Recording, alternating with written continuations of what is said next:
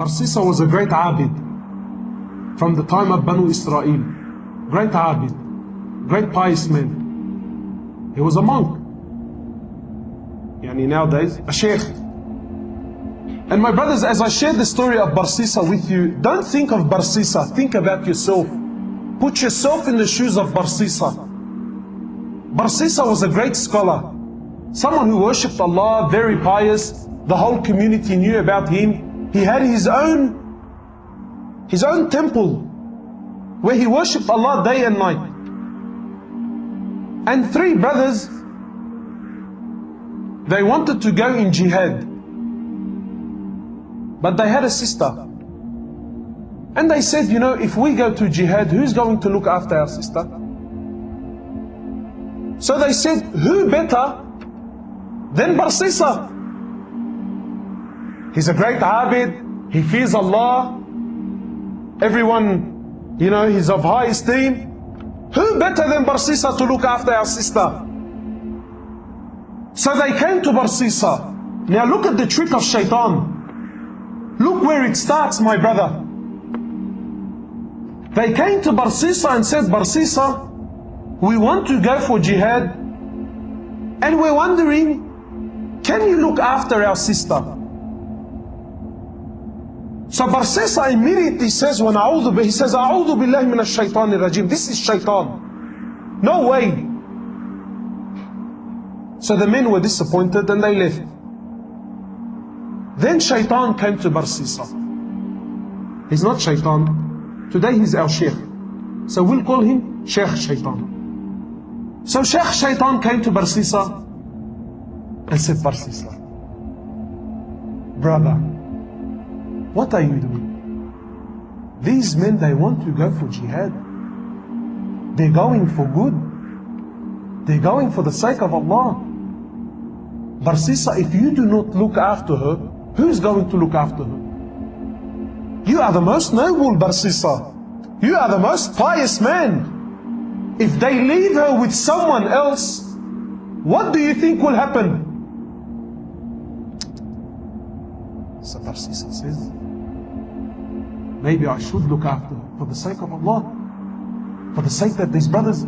Look at the trick of Shaitan. When Shaitan knocks on your door, Shaitan does not want you to open it fully. Just a little peep, a little, who is it? That's all he wants. A little crack. That's all Shaitan wants. Shaitan has all the time in the world. Shaitan wants a little crack. So he calls the brothers back. He says, listen, for the sake of Allah, I will look after your sister, but she will not stay with me. Barsisa was a man who feared Allah. He was a genuine man who feared Allah, my brothers. Now I want you to think about yourself and relate this story to your life. He says, I will not keep your sister with me. She will stay in the house I have at the back of my temple. She will stay there and I will stay here. The brothers agreed. Said, no problem. The brothers went to jihad. And Barsisa would cook some food for her and put the food outside his door and make her come out from her house, come all the way, grab her food and go back. Look how much he feared Allah. But what happened? He already opened the door. So this happened for some time, and Shaitan has plenty of time on his hands. No problem. Take your time, brother. Take your time. Until eventually, Shaitan comes to Barsisa. He says, Barsisa, don't you know that when you put the food outside, she has to come from her house, walk all the way to grab her food? And this is a fitna. People can see her. People can see her. I think you should put the food on her doorstep. Makes logic sense? So Barsisa cooks her food, goes to her door, knocks on her door and comes back. After some time, Barsisa, Sheikh Shaitan says to Barsisa, she still has to open her door.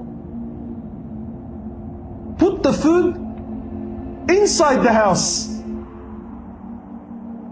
So this happened for some time, and the brothers took long. Now Sheikh Shytan says to Barsisa, he says, Barsisa, it's been a long time. This woman has no one to talk to, no friend, nobody to socialize. Maybe you should talk to her. Otherwise she will go outside and, Allahu Alam, cause fitna outside. For the sake of Allah, not for, no, brother, for the sake of Allah. So Barsisa now, he goes to the house. Look, he still fears Allah. From outside the house, he's talking to her, shouting, and she can't hear him properly. And after some time, Shaitan says, Barsisa, why are you embarrassing yourself? You're screaming and shouting. Go inside the house and speak to her there.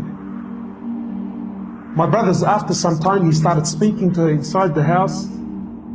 What was a little conversation became a longer one.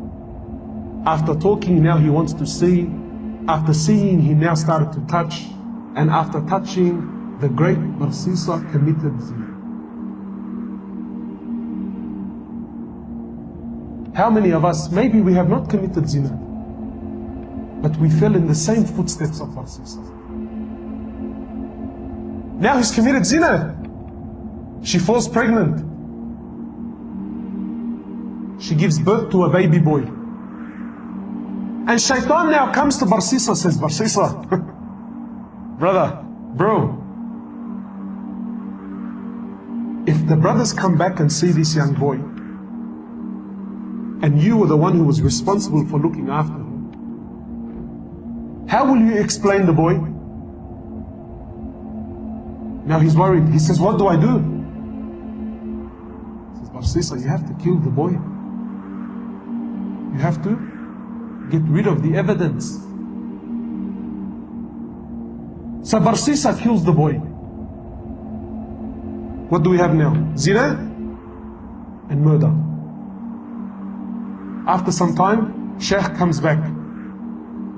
Says, Barsisa, do you really think she's going to keep quiet about what happened?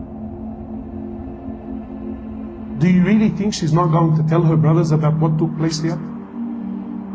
He says, what do I do? Kill her too. Zina and double murder. The brothers come back. Barsisa, where is our sister? He says to them, Inna lillahi wa inna ilayhi raji'un. Your sister, she became very ill, and Allah took her life.